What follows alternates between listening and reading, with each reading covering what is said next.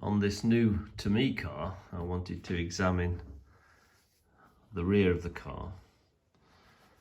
This is the offside rear wheel.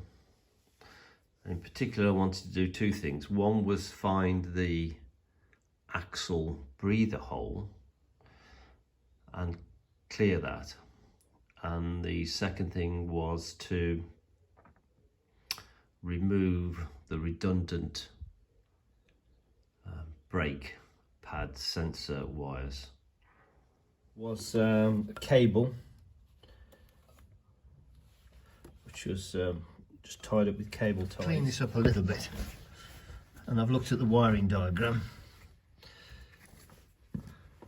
This would have originally been fitted to the sensor as part of the rear pads.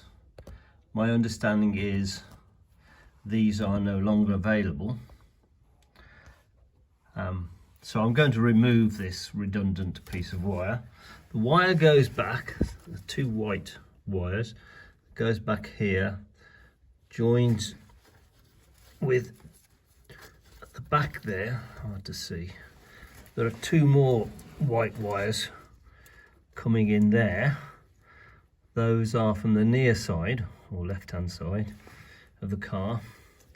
This one, the third one, white wire goes from here and leads up to another connector up there. So that white wire goes into that bullet, female bullet connector up the top, that one there. And then from there, there's a green, light green wire that goes off to brake warning light on the dash. I'm going to disconnect at that bullet connector, tape that up because it no longer has a function. And then I'll jack up the left-hand side of the car and remove the wiring. From the rear of the car then, this was the wiring removed. This one went to the left hand or near side wheel. This one had gone to the right hand offside. They were connected there at that joint with a white wire, and that went up and cut it in the end to a bullet connector connected to a wire that was color coded green, light green, which feeds back to the brake light warning lamps in the car. So those are removed, and I'll do the same for the wiring on the front of the car. This end would have been part of the car, and this piece would have been physically attached to the brake pad. And then you would have changed the brake pads and reconnected here. But you can no longer get those brake pads. Just looking at the wiring diagram from the Jensen Owners Club. Rear brake pad feeds with the white wire that goes to that connection, which has the single white wire leading to the green and light green wire that feeds back to the brake warning light. That's the left hand side, again white wire feeding back to that junction where there's three wires. It's a similar arrangement for the front of the car. So you've got the white wires leading back from the connection that would have been to the front pads, right hand side, left hand side, leading back to that similar junction, three wires one white wire leading back and eventually following through and leading back to the brake warning light. So this one I'll disconnect from this point here where that light green wire joins with the wire from the brake fluid reservoir.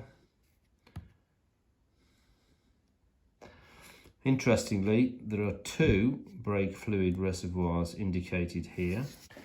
My car is a 1974, but only actually has one brake fluid reservoir, not two.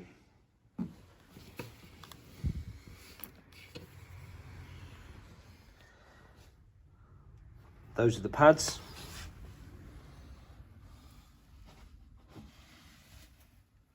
Okay, that's the handbrake mechanism, which is adjusted here. This one's got Coney shocks. But the main point of this was to find and unblock the hole, which I've already found, is there. You can hardly see it.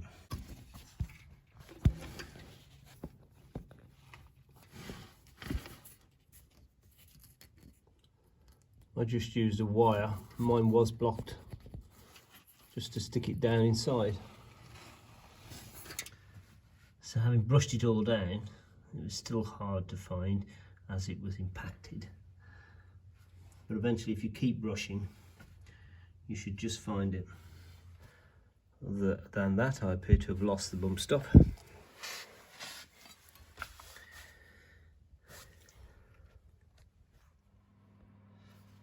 I note this car has got Coney adjustable shock absorbers.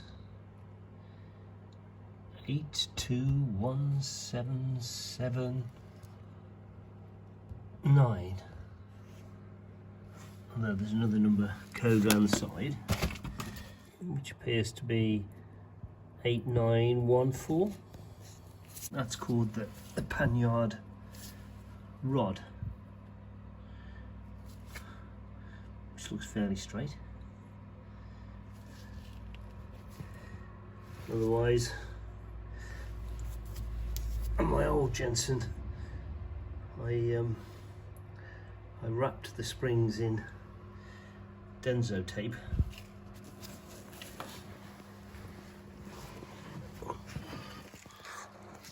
And these springs looking to be pretty good condition.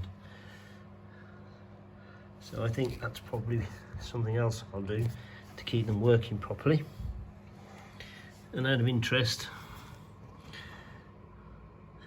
that's where I jack on a lump of wood placed in a U shape. That's part of where the jacking hole is,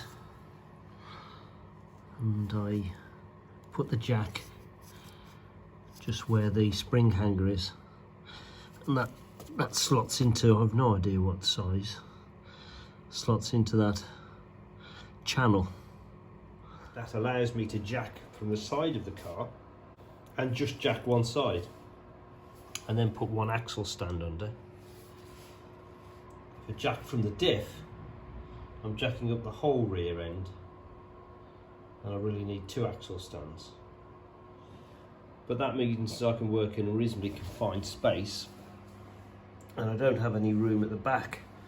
And it is quite a long reach, unless you've got a long reach jack to get under that differential. The reason that's open is because my sills are sound, because I also use the side jack as a second added precaution, so that I've both got the trolley jack and the side jack in place before I go underneath and start positioning the axle stand. And then I take it out and just leave the trolley jack relaxed, but still with some pressure on the chassis whilst the car sits on that one axle stand.